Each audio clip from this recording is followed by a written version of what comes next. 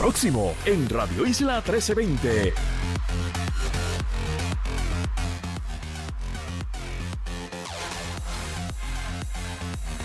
Hoy en ¿Qué es la que hay?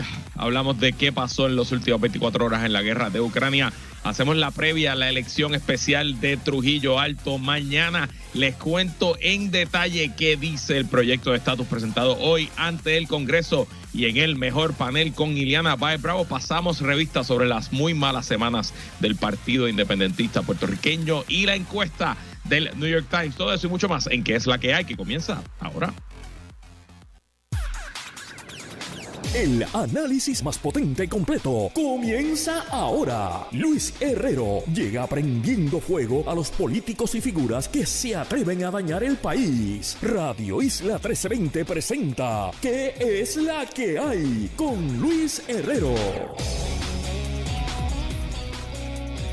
Muy buenas tardes. Bienvenidos y bienvenidas a ¿Qué es la que hay? Con Luis Herrero por Radio Isla 1320. Hoy es viernes 15 de julio del 2022. Estamos en vivo y en directo para todo Puerto Rico por el 1320 AM y su cadena para el mundo a través de radioisla.tv, nuestra aplicación para teléfonos Radio Isla Móvil y en facebook.com/Radio Isla TV. Yo soy Luis Herrero y como siempre les invito a que me sigan en todas las redes sociales, twitter.com/L Herrero, facebook.com/L Herrero, instagram.com/L Herrero y recuerda que este programa lo puedes escuchar en su formato podcast. Búscalo como ¿Qué es la que hay? En tu aplicación de podcast favorita para que me escuches cuando a ti te dé la gana. ¿Y qué es la que hay? ¿De qué vamos a hablar hoy? Día 142 de la guerra en Ucrania. Mañana los trujillanos y trujillanas salen a votar por un nuevo alcalde o alcaldesa. Les cuento quiénes son y qué representan. Ya es un hecho el proyecto de estatus en el Congreso. Analizamos lo que dice y lo que significa. Y en el mejor panel, hoy solito con Iliana Báez Bravo, pasamos revistas sobre el manejo de crisis en el PIB y la encuesta del New York Times de la semana. Y bueno, antes de ir a los temas, hablemos de los asuntos realmente importantes. Hoy todos los caminos conducen a San Germán. ¿Cómo es que ellos se dicen? Pueblo fundador de pueblo, a la cancha bajo techo Arkelio, la cuna, como le dicen los Atléticos de San Germán. Yo voy para allá. De hecho, este programa lo estoy grabando un poquito más temprano. Son las 2:22 de la tarde, aunque me están escuchando a las 5, porque tengo que salir rápido y llegar temprano. Tengo mis taquillas, pero allí, bueno, la entrada general no está numerada, así que hay que llegar temprano y acomodarse. Y obviamente, pues me tengo que acomodar con los fanáticos de los Cangrejeros, porque, ¿verdad? Tú sabes, ok. También en la acción del BCN esta noche, los Gigantes de Carolina reciben a los Capitanes de Arecibo. Esa serie está 2-1 con los Capitanes al frente. Está soldado ambos partidos, tanto en el Arkelio como en Carolina, así que promete ser una gran noche del BCN. Mañana también, hay juegos todas las noches. Mañana continúan las series de Bayamón y Quebradillas, que Bayamón domina ampliamente 3-0. Y la serie de Fajardo y Ponce, que como les dije al principio, ha probado ser la mejor serie de estas cuatro, la más competitiva, la más reñida. Y anoche Ponce ganó un juego en el Pachín, pero un juego apretado que Fajardo tuvo múltiples oportunidades de victoria. Así que el BCN está que quema. Usted siga pendiente que la cosa va a seguir calentando.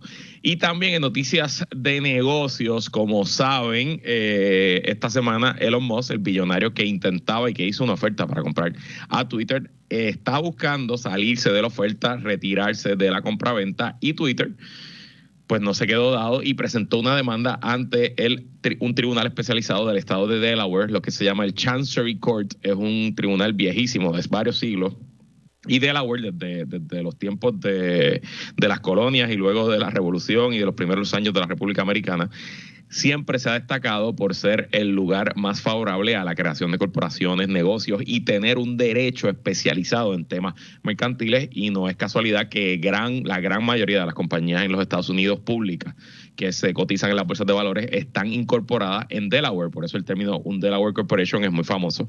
Y ahí en ese tribunal es un tribunal que no tiene jurado, que son solamente 6 jueces y que las cosas se ven rápido.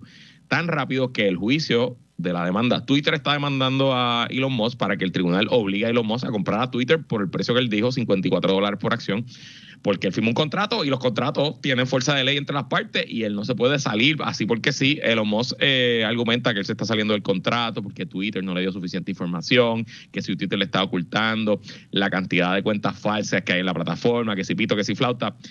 Veremos a ver, pero la realidad es que va en fast track. El juicio acaba de ser señalado para septiembre.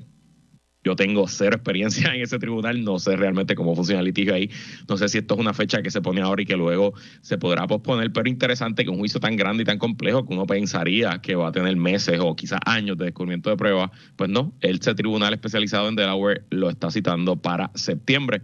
Obviamente estaremos muy pendientes de ese asunto y le traeremos lo último aquí en qué es la que hay. Bueno, hoy hay muchas noticias, así que voy rápido con las últimas 24 horas en Ucrania. En el frente militar todavía se sostiene la pausa de las fuerzas ofensivas rusas, aunque cada día hay más expectativas que la reorganización en el frente del este ya debe estar completándose y que en algún momento en las próximas semanas Rusia reintentará no tomar lo que le falta de la región del Donbass, específicamente del estado de Donetsk.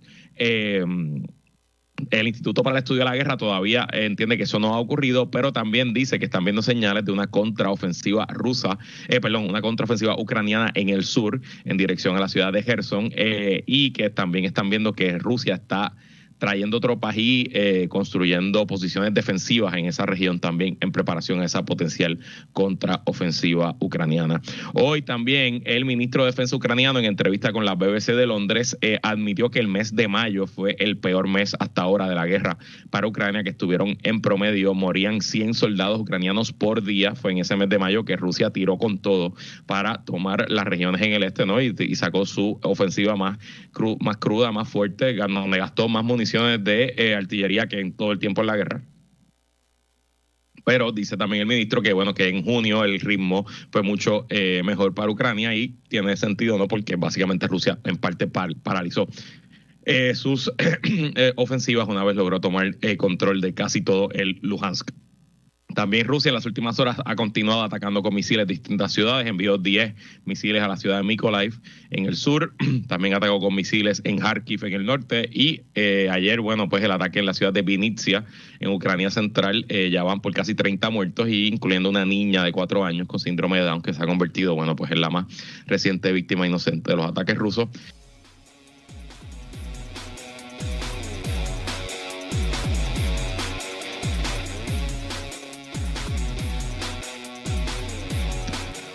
Ay, perdón, disculpen ese problema técnico. Seguimos. Bueno, en el frente económico, en la guerra de Ucrania, no son noticias necesariamente que están pasando en Ucrania, pero el presidente Joe Biden, que lleva una gira de Medio Oriente, llegó hoy a Arabia Saudita. Allí se reunió con el príncipe de la corona, para todos los efectos, el líder de Arabia Saudita, el príncipe, Dios mío, MSB, se me olvida el nombre de él aquí, debe buscarlo un segundo.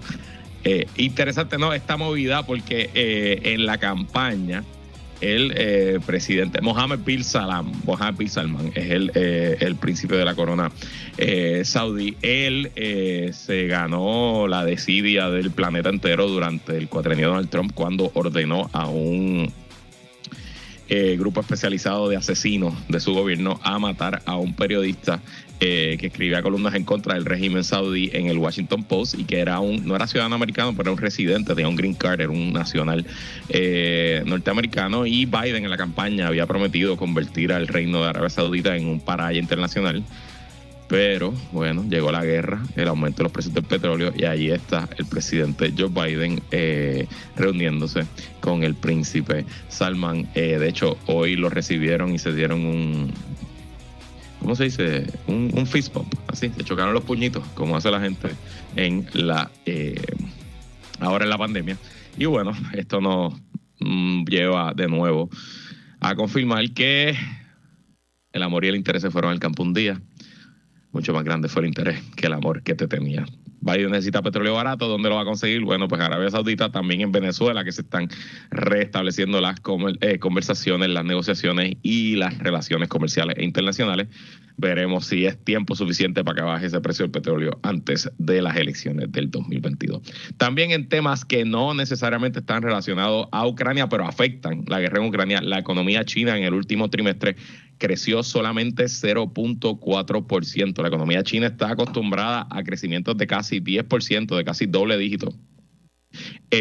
Y un crecimiento de 0.4%, pues es un crecimiento malo en cualquier lugar. En China es un crecimiento devastador. El gobierno chino está echándole la culpa a los distintos lockdowns que hubo en los últimos meses con pues la variante Omicron. Sabemos que en este año China, luego de haber logrado casi un excelente 2021 en cuanto al COVID, las nuevas variantes y la falta de vacunación en su población pues causaron grandes estragos, y en China continúan con la política de COVID cero, así que cuando aparece un caso pues cierran un bloque, un edificio, una fábrica, una zona, y eso es lo que está diciendo China, que causó este crecimiento tan lento. ¿Y por qué yo digo que esto tiene que ver con Ucrania? Bueno, porque China se está convirtiendo cada día más en el principal socio comercial de Rusia, donde está llegando el petróleo y el gas natural que ya Rusia no puede vender a otros lugares. Todavía es el único lugar que le vende componentes y cosas electrónicas que Rusia necesita para sus industrias y para su guerra. Y si la economía china se afectiva al pique, pues va a reducir la capacidad que tenga el gobierno de Beijing de apoyar a su aliado estratégico, el gobierno de Moscú, de Vladimir Putin. También en temas económicos, hoy el presidente francés Emmanuel Macron le pidió al pueblo francés que se prepare para un posible corte de todo el gas natural ruso, que se acabe el suplido de gas natural, lo que causaría pues un aumento en los precios en Francia y quizás una crisis de abastecimiento de gas natural. Ahora mismo en el verano esa crisis quizás no es tan grave, pero una vez empiece a acercarse el otoño y el invierno, una crisis en gas natural, que es lo que se utiliza para la calefacción en los hogares, pudiera ser muy complicada, incluso mortal para ciertos sectores en Francia. Lo mismo también está ocurriendo en Alemania y en otros países europeos, así que veremos al final del día quién aguanta más, si Europa o Rusia. Y hasta aquí esta actualización de Ucrania. Nosotros seguimos la semana que viene hablando con este tema como nadie más lo hace en la radio puertorriqueña. Cambiemos ahora y regresemos aquí a la isla de Puerto Rico. Mañana hay elección especial en Trujillo Alto. Los candidatos y la candidata, la única candidata, han estado de media tour, han estado en múltiples programas, televisión, radio, redes sociales, están haciendo campaña, están caminando, están yéndose de caravana, haciendo lo que hacen los políticos y las políticas, ¿no? Y bueno, así es la democracia. En cuanto a los detalles específicos, todos los ciudadanos y ciudadanas de Trujillo pueden ir a votar mañana, aunque obviamente técnicamente es una primaria, una elección solamente entre candidatos del Partido Popular, pero la realidad es que cualquiera puede ir a votar después que estén inscritos. Los centros de votación abren a las 8 de la mañana, cierran a las 3 de la tarde. Son los centros de votación que se utilizan normalmente en elecciones, así que si usted es de Trujillo y vota en una escuela, mañana le toca votar allí mismo. Como les dije, es de 8 a 3, no de 8 a 5, como será un día de elección regular. Y siendo una papeleta tan sencilla, debemos ya a las 4 y media de la tarde tener una idea de quién es el ganador o la ganadora. Importante siempre en este asunto, porque aunque sí, esta yo creo que la quinta elección especial, bueno, si contamos la de Atillo, que no tuvo que ver con corrupción, pero sí, la cuarta o quinta elección especial, que está atado directamente a los escándalos de corrupción de las empresas del licenciado Oscar Santamaría y sus aliados. Pero este caso de Trujillo Alto es especial porque aquí yo creo que es el caso más grande de corrupción en dólares y centavos. Estamos hablando de unos $17,500 al mes que se recibían como soborno a cambio del contrato de la basura, y adicional a eso entiendo que se habló de un pago inicial de $250,000. Así que estamos hablando del alcalde que probablemente más robó de lo que se conoce, y a la misma vez el alcalde que mejor ha salido, porque es un alcalde que no lo tuvieron que arrestar en la casa, que lo que le van a dar es quizá una sentencia de 3 años, que le permitieron liquidar sus vacaciones y sus días de enfermedad, cogió $100 y pico mil para poderle pagar a su abogada antes de renunciar. Y sería una gran tragedia que luego de este nefasto historial de este exalcalde José Luis Cruz, que espero que la gente de él me esté escuchando, decirle que es nefasto, politiquero, truquero y corrupto alcalde José Luis Cruz. Vergüenza para Trujillo Alto y para Puerto Rico, para el Partido Popular. Sería terrible que la persona que salga electa mañana represente el gobierno de ese nefasto, terrible y corrupto alcalde José Luis Cruz. Así que vamos a hablarle de quiénes son los candidatos y candidatas mañana, y que sea el pueblo de Trujillo Alto el que decida. Voy por orden en la papeleta del 1 al 5. Hay 5 candidatos, una mujer que es la número 1, Lourdes Zayas. Lourdes Zayas es la actual presidenta de la legislatura municipal. Obviamente en Trujillo, fuera de Trujillo nadie la conocía, pero en Trujillo ella viene de una familia, su papá fue alcalde de Trujillo hace varios años y siempre ha estado involucrada en lo que por ahí en internet decimos Trujillo Alto Politics. Ella era pues una testaferra del alcalde. Ella básicamente estuvo todo el proceso desde que arrestaron al ayudante del alcalde en diciembre por aceptar $17,500 en sobornos al mes. Ella básicamente se convirtió en la única persona que defendía al alcalde en los medios. Ella obstaculizó investigaciones en la legislatura municipal. Ella nunca hizo preguntas ni quiso averiguar qué estaba pasando, y luego que pasó el arresto, estuvo por ahí diciendo que estaba decepcionada y que le habían faltado a su confianza, pero bueno, absolutamente nada hizo para antes de cuando se conocieron los asuntos. Ella representa a la maquinaria del alcalde. Ella es la candidata que está siendo apoyada por toda la estructura del alcalde, y bueno, sería triste que sea ella la persona que salga electa, pero dentro de todas las cosas hay uno pensando que pasó en Guayama, por ejemplo. En Guaynabo no tanto, pero pasó en Humacao. En Humacao no sé, fíjense. Pero se tiende a pensar que en estas elecciones especiales el candidato o la candidata de la maquinaria del municipio, de la máquina política, pues debería estar favorecida para ser electa, para ganar, pero bueno, ya veremos. El segundo candidato es Gabriel Pérez Pérez. Gabriel es actual legislador municipal, es un candidato más joven que se destacó temprano en este escándalo porque desde diciembre estaba presentando medidas y resoluciones de investigación para que se conociera qué rayos estaba pasando en el municipio con el tema de la basura, con el tema de la brea, etcétera, etcétera. Esas medidas, a pesar de que él las presentó, fueron engavetadas por la propia presidenta de la legislatura municipal, y al final del día el tiempo le dio la razón. El tercer candidato también es otro joven que se llama Frank Alicea. Frank, entiendo que también fue legislador municipal en algún momento en el cuatrenio pasado. Vi una de sus entrevistas esta mañana en Noticentro y él habló un poco de sus prioridades de fortalecer la oficina de auditoría interna y tomar acciones contra la corrupción. Me pareció muy interesante, una presentación muy, muy chévere. Y entre los dos estaba también ahí Gabriel Pérez Pérez y Frank Alicea, ambos jóvenes, ambos un poco, me parecían ambos como unas caras nuevas, ¿no? Algo distinto, algo diferente. Veremos qué ocurre. Y el cuarto candidato es un señor de nombre Daniel Resto. Daniel es un ayudante especial del exalcalde José Luis Cruz Cruz. Y honestamente no sé cuántas posibilidades de triunfo pueda tener el señor Resto. Entiendo que sería el candidato con menos probabilidades, pero veremos mañana. Y por último, quizás el que debe ser el favorito, que es el ex senador por el distrito de Carolina, Pedrito Rodríguez. Pedrito no representa a la maquinaria del exalcalde Cruz Cruz. De hecho, él retó al exalcalde en el 2020 en primarias. Solamente obtuvo el 32% del voto. José Luis Cruz Cruz lo dominó ampliamente, pero al igual que hizo Eduardo O'Neill en Guaynabo, pues quizás Pedrito llegó el momento, luego de pelear en primarias, de desquitarse en una elección especial. ¿Por qué yo digo que sería el favorito? Bueno, porque ha sido legislador por mucho tiempo. Entiendo que es más conocido, debe ser el más conocido de todos los candidatos, incluyendo a la presidenta de la Asamblea Legislativa de la Legislatura Municipal, Lourdes Sayas.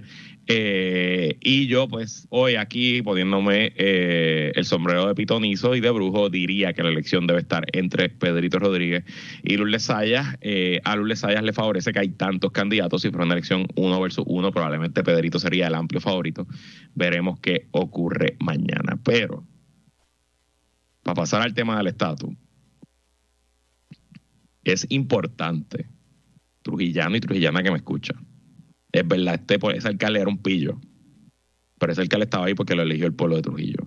Así que le toca mañana al pueblo de Trujillo salir, analizar y votar por qué candidato de esos 5, porque hay una que no, pero de esos otros 4 candidatos, ¿cuál restablecería el orgullo de ser de Trujillo Alto? ¿Qué candidato, después de usted votar después por él, no le daría vergüenza, no se abochornaría de votar por él? Porque al final del día somos los ciudadanos y las ciudadanas los que ponemos a los líderes allá arriba. Y si esos líderes roban, pues quizás no lo sabíamos, pero ya lo sabemos. En Trujillo Alto ya saben que ese liderato que está allí robaba. No vuelvan a poner ese liderato ahí.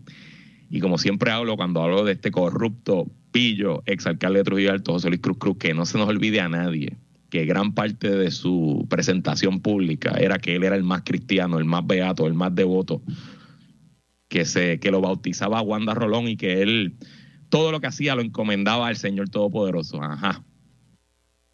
como digo muchas veces por aquí, Señor, protégeme de tus seguidores, que de lo demás me encargo yo. ¿De qué sirvió tanta prédica si al final del día lo que tenía era el corazón podrido y el bolsillo lleno de los billetes de los trujillanos y trujillanas? Y bueno, me quedan más o menos 6 minutitos. Vamos a hablar del proyecto de estatus. Ya llegó, ya está aquí. Lo improbable ocurrió hoy. Oficialmente se presentó el proyecto de estatus de consenso entre los demócratas en la Cámara. ¿Y por qué digo entre los demócratas? Porque por lo menos a esta hora no se sabe que ningún republicano, excepto por Jennifer González, que lo apoye.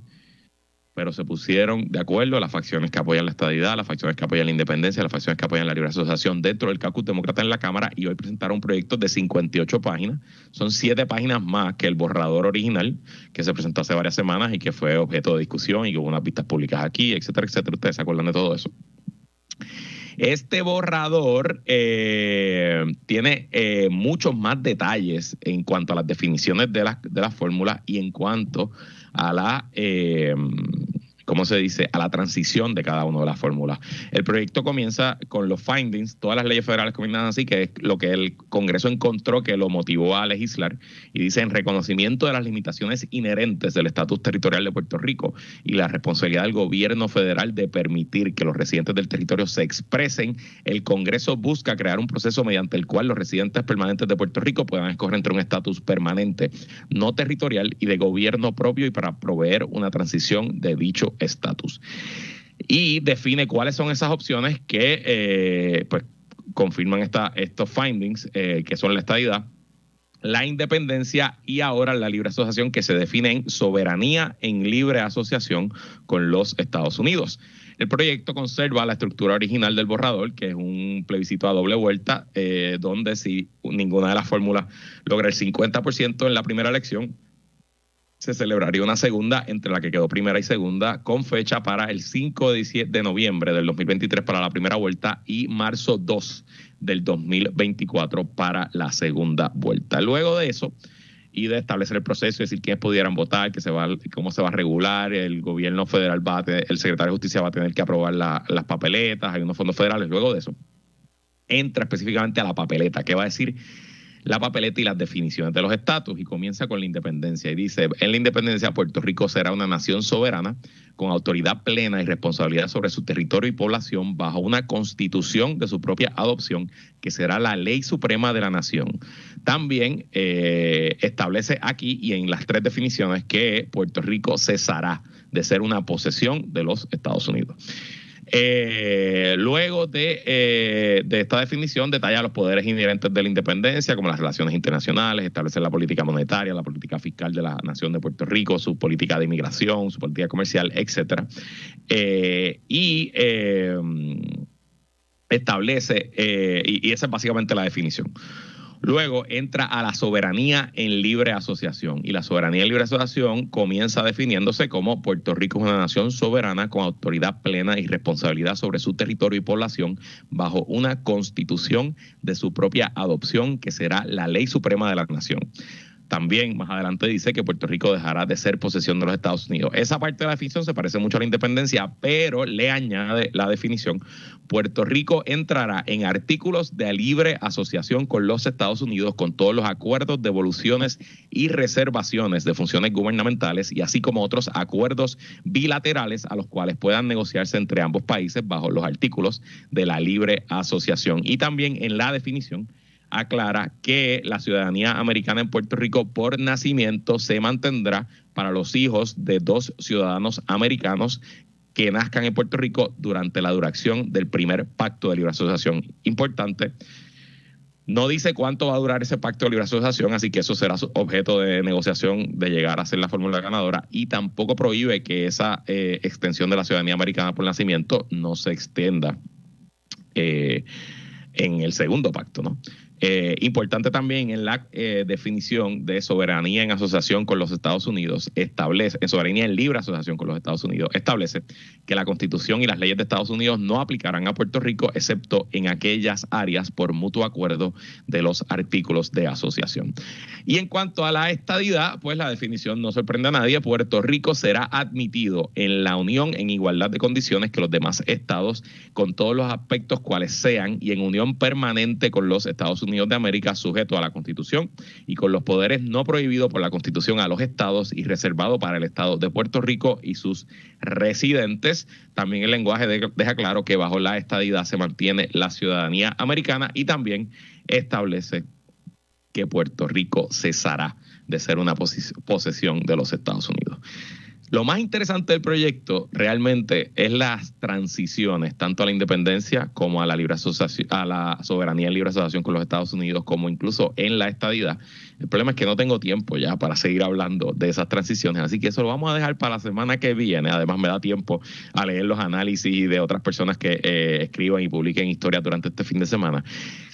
Pero hay mucha creatividad en esto, hay muchas cosas nuevas, interesantes, hay mucho pensamiento detrás de este proceso, y como lo llevo diciendo desde que conocimos y leímos el primer borrador y hemos visto cómo se ha desarrollado este proceso, de verdad que aquí hay algo diferente en la manera en que se ha llevado, y esto es un proyecto bueno para Puerto Rico. No se va a convertir en ley, estamos claros, pero me parece que será el referente futuro.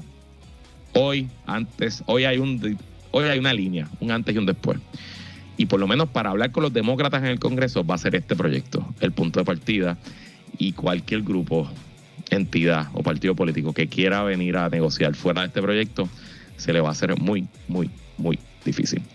Nosotros vamos a una pausa y cuando regresemos conversamos con Ileana Báez Bravo en el mejor panel. No se vaya nadie, que la que hay continúa. Ella es comunicadora, relacionista y experta en manejo de crisis. Él es estratega y un veterano de campañas políticas. Ileana Báez y Jorge Juan Sanders entran al mejor panel.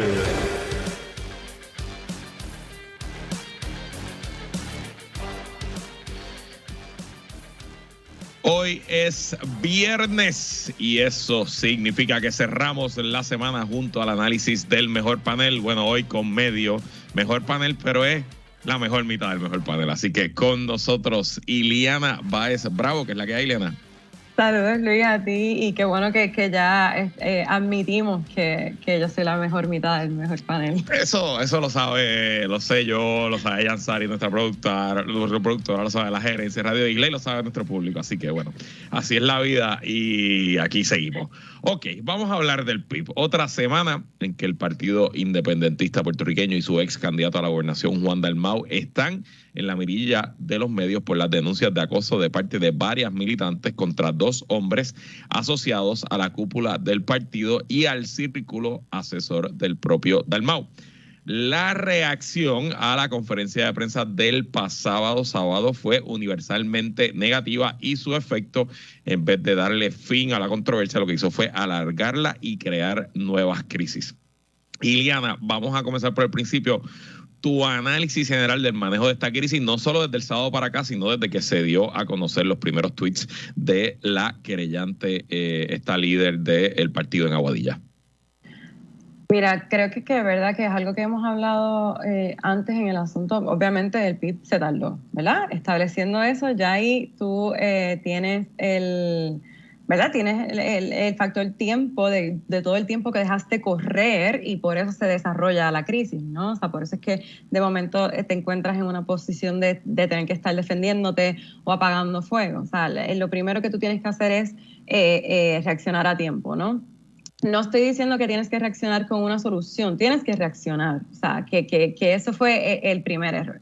Luego se tardan, luego quien reacciona obviamente es la senadora María de Lourdes Santiago, y que también es algo que hablamos hablamos aquí anteriormente. Ese fue el segundo error del Partido Independentista, en el sentido de que la gente quería escuchar de Juan Dalmau. O sea, la gente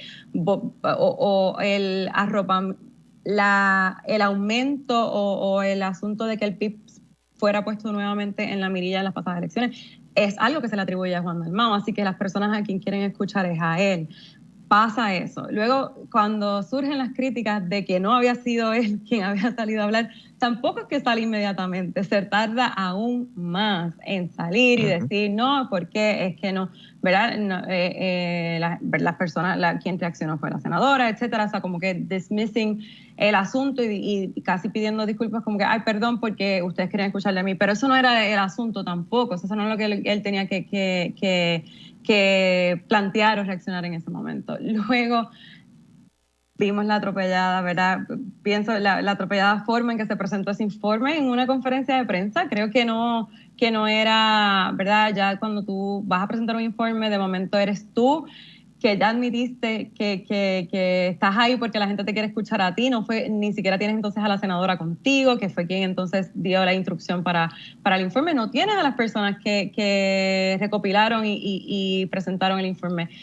Y eres tú solo ahí para completar, ¿verdad? Y no estoy diciendo que sea justo o no, pero la gente lo que quiere es, no quiero decir, pero la gente lo que quiere es un poco de sangre, ¿no? O sea, porque es lo natural. Y o sea, lo natural en el contexto global que vivimos, no quiero que pienses que lo estoy normalizando.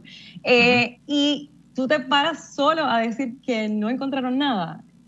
Pues ya yo creo que ¿verdad? Era predecible lo que iba a surgir después de esa conferencia de prensa. Para mí, ese último punto es el principal. La impresión que ha dado todo este proceso desde el comienzo y tras esa conferencia y ese informe de 9 páginas, que es algo, pues, o sea, no es que es una chapucería de informe, porque no lo es, pero la impresión que a mí me da es que toda la investigación comenzó desde el punto de vista de cómo tirarle la toalla a los querellados, de cómo exculpar de cualquier mal manejo a los 2 hombres involucrados. Y dentro de todo, y eso pues me parece que así también ha sido recibida por la inmensa mayoría del público, y por eso es que creo que el sangrado continúa tan grave, ¿no? Y de hecho ha sido bien interesante escuchar las distintas reacciones de personas y grupos afines al PIB. La colectiva feminista hizo unas declaraciones muy, muy fuertes durante la semana. Ayer aquí estuvo en el panel de mujeres que tiene Mili Méndez, ayer no, el miércoles, Amarilis Pagán, donde ella básicamente pues denunció cómo la manera en que el PIB lo hizo, y uno de los señalamientos que ella hizo es que esta comisión que nombraron de 3 mujeres, que nadie le quita sus méritos y sus quilates, ¿no? Y que son mujeres valiosas e inteligentes, no era una comisión independiente, y que lo que debió haber hecho el PIB era nombrar una investigadora independiente que no estuviera atado al partido y que hiciera la investigación que sea. Y entonces, cuando entramos ya a los detalles, por ejemplo, el informe habla de un chat, había un chat, y dicen, ese chat se buscó y no se encontró mención específica de las querellantes o lenguaje despectivo de las querellantes. Y cuando tú lo lees así por encima, ok, pero luego, ante una pregunta de un periodista en esa conferencia de prensa, se le pregunta a Juan Dalmau si ese chat se llamaba Unión Falocrática. Y ahí empezó el trastabilleo y la sudadera y la tomadera de agua. Y entonces me levanta preocupación que en el informe no pusieron el nombre del chat. ¿Por qué no me ponen el nombre del chat en el informe, pero me hablan de un chat? ¿Y por qué Juan Dalmau reacciona de esa manera? Y lo único que eso a mí me lleva a pensar es que faltan cosas por salir. Y esa es mi segunda pregunta para ti, Iliana.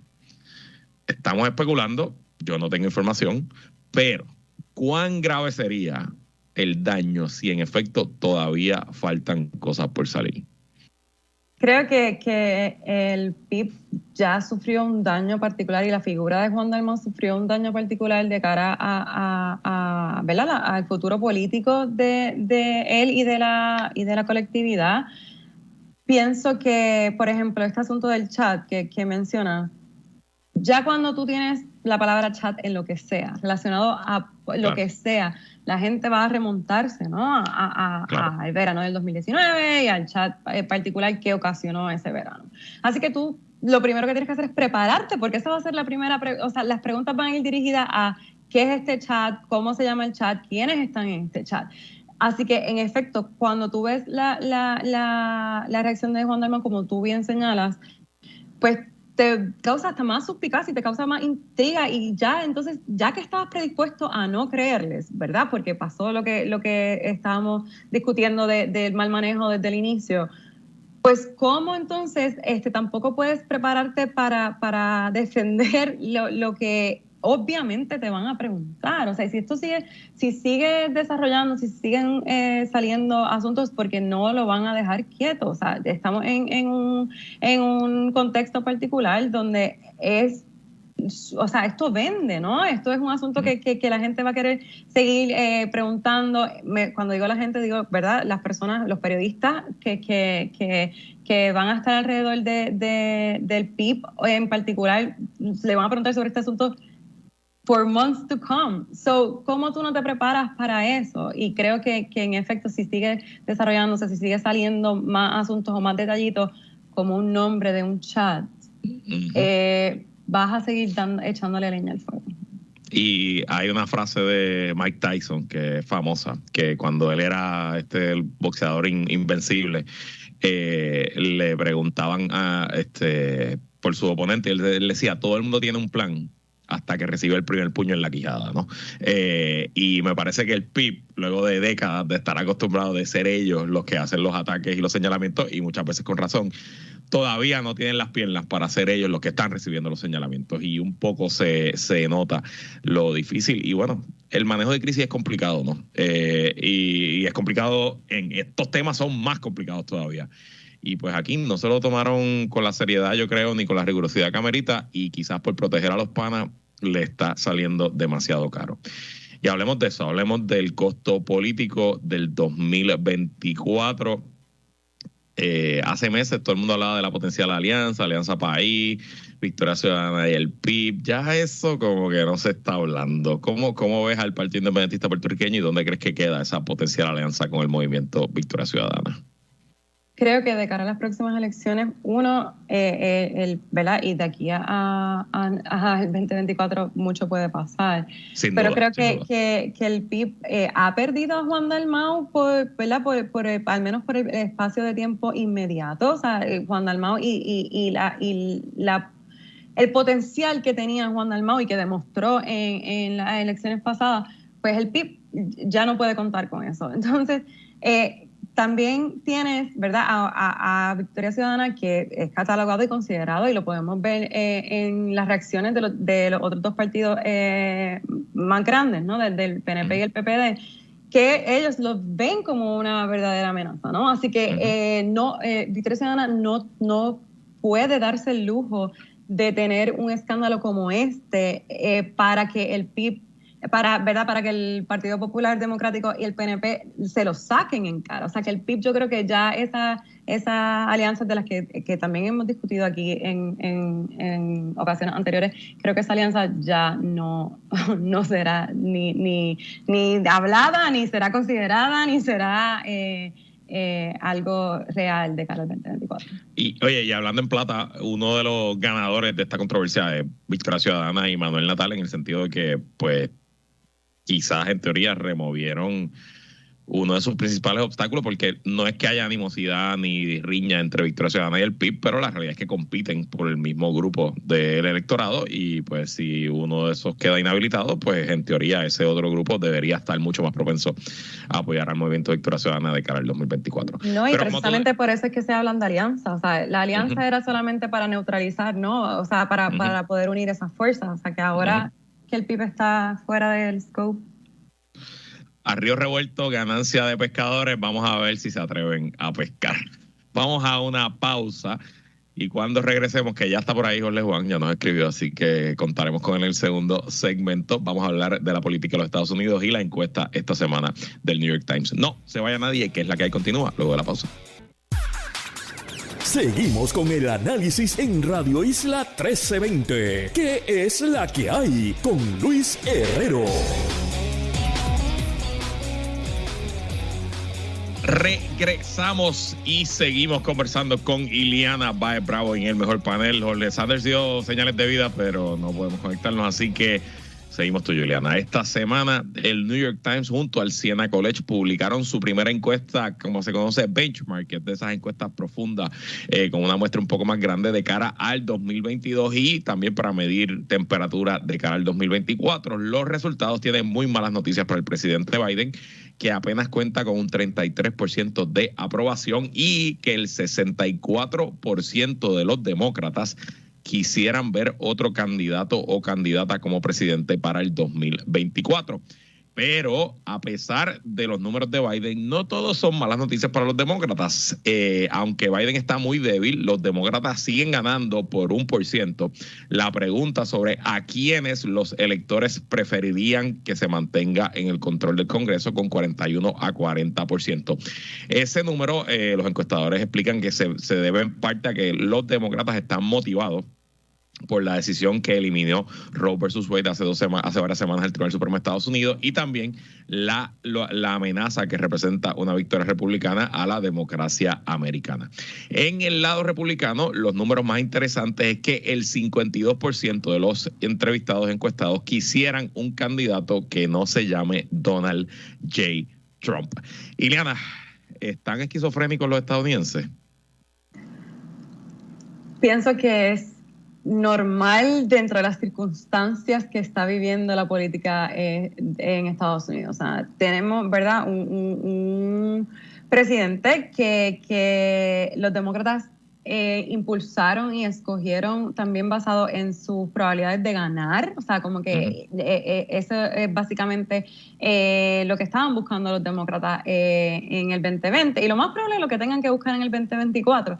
Así que estás viendo cómo para completar este presidente le ha tocado una situación económica particular, ¿no? Y las personas están siendo, ¿verdad? Están siendo impactadas por la inflación y por otro tipo de asuntos particulares que no necesariamente están en control del presidente Biden, y que el presidente Biden y su equipo no han tenido, ¿verdad?, la capacidad de explicarlo, y tampoco lo quiero decir a la ligera, en el sentido de es bien difícil, es bien fácil comunicar demagogia, ¿no? Es bien sencillo, es bien super catchy, one-liners. No es lo mismo cuando tú tienes que explicar por qué estamos pagando las cosas más caras, ¿no? Esos son una serie de factores que tú no puedes poner en un one-liner. No es tan catchy. Así que yo creo que lo que se refleja en la encuesta es un asunto de que los electores están conscientes de que el Partido Demócrata, por lo menos venga los midterms, pues siguen siendo una opción, ¿no? No es que el presidente Biden ha impactado negativamente el resultado que puedan tener los demócratas en el midterm, pero a la misma vez estás viendo como tampoco es que están llamados 100% a apoyar a los demócratas, porque los demócratas no han podido ni han sabido explicar lo que tienen entre manos. Me parece excelente tu explicación y no creo que haya que añadirle mucho. Me pregunto cuál sería el escenario hoy si el precio de la gasolina no estuviera donde está y si la inflación no estuviera donde está, porque más allá de ese asunto, la realidad es que pues, la administración Biden hasta ahora ha sido una administración que con sus luces y sus sombras ha hecho bastantes cosas. No tiene grandes escándalos. Digo, está el escándalo de Hunter Biden, pero pues él no es parte de la administración, ¿verdad? Pero no, o sea, es un presidente convencional, con una administración convencional, con un gabinete relativamente competente y que no debería estar teniendo unos números tan malos como los tiene ahora. Así que, pero pues él no controla el precio de la gasolina. Por más que querremos creer que el presidente de los Estados Unidos es un ser omnipotente que puede acabar con todo, controlar todos los factores de la economía global, eso no está ahí. Me llama la atención lo de los republicanos, que el 52% te diga que no quieren a Trump, pero aún así, aunque eso es mayoría, cuando el New York Times le pregunta por qué candidatos preferían, ese 52% se diluye, y aunque Ron DeSantis es el claro favorito en el segundo lugar, sigue teniendo solamente 28% del voto, mientras Trump todavía tiene 48%, así que aún quizás Trump está más débil ante los republicanos que antes. si es una primaria entre 8 o 9, pues él va a poder seguir ganando esas primarias con 40, 41, 42% del voto. Así que esa es la gran expectativa y la gran incógnita. Y de hecho, hoy Trump dijo que él ya va a correr, él ya tomó la decisión, que ahora es cuestión de si lo anuncia antes o después de las elecciones de medio término del 2022. Así que veremos cómo se desarrolla. Estoy seguro que en todas las campañas congresionales demócratas están rezando porque anuncie antes de noviembre del 2022. Y bueno, Ileana, si Biden no va en el 2024, ¿quién debe ser el candidato o candidata de los demócratas? Y si no me quieres dar nombres específicos, ¿cuál debería ser el perfil de ese candidato o candidata en el 2024? Ahora siento quien no debe ser el candidato o la candidata de cara al 2024. O sea, creo que Kamala Harris no va a ser la candidata, ¿verdad? Y me pesa decirlo y me da un poco de tristeza y es parte de la desilusión que muchos hemos sufrido, ¿no? Creo que Kamala Harris no tiene, ¿verdad? Esa oportunidad de sólida, ni ha demostrado en su ejecutoria algo que la ayude a ser la candidata de cara al 2024 si Biden decide no correr. Tampoco podemos, ¿verdad?, revivir a gente como Hillary Clinton. O sea, no es una ¿verdad? No es una posibilidad dentro de las circunstancias del Partido Demócrata ahora mismo. Creo que sí los midterms van a darnos una mejor idea de quién pudiera tener la posibilidad de cara a las elecciones del 2024, porque siempre las personas que salen más sólidas de los midterms, las personas que salen con mejores outcomes y con mejor exposición, pues ahí tú puedes empezar a identificar quién puede tener el potencial a desarrollarse, o sea, porque sabemos ¿verdad? Que los candidatos se desarrollan, es parte del asunto. Así que creo que una vez los midterms concluyan, podemos tener una mejor idea de a quién se puede moldear de cara al 2024 si Biden decide no correr. Yo coincido contigo, me atrevo a predecir que si Biden no corre, van a haber más de 25 candidatos y candidatas en esa primaria demócrata. Y veremos a múltiples senadores y senadoras, gobernadores y gobernadoras aspirando. Elizabeth Warren va a correr, Amy Klobuchar de seguro va a correr. Probablemente Pete Buttigieg, el secretario de Transportación, y algunos que vimos en el 2020 también. Y me imagino que veremos algunos nombres grandes, celebridades, ¿no? Siguiendo un poquito el mismo modelo de Trump. Ya Howard Stern más o menos anunció que está considerando aspirar por los demócratas. Hay mucha especulación con Jon Stewart, el ex mantenedor del programa El Daily Show, que ahora tiene un programa también semanal de comedia y política en Apple TV. Otro candidato que para mí sería el que más me intriga y que quizás yo creo que tuviera la mejor posibilidad es el multibillonario Mark Cuban. Lo hablaba el lunes esta semana con Sonia Valentín en el segmento. Mark Cuban es billonario de verdad, no es como Trump, que es billonario en papeles, él es billonario en serio. Es una figura mundialmente querida, es extremadamente famoso por sus 20 años o cuánto lleva haciendo Shark Tank, que es un programa que tiene una audiencia nacional brutal. Y hace 3 años él decidió crear una farmacéutica, una farmacia, un mayorista de farmacia, que solamente cobra un 20% de ganancia sobre el margen de lo que le cuesta las medicinas, y ya está vendiendo a través del internet, una farmacia online, está despachando millones de recetas alrededor de los Estados Unidos, y las personas están viendo, las personas que dependen de los medicamentos para la diabetes o personas que dependen de medicamentos para alta presión, para el cáncer, están viendo que pueden conseguir en la farmacia de Mark Cuban precios a 80% de descuento, 90% de descuento, incluso sin plan médico.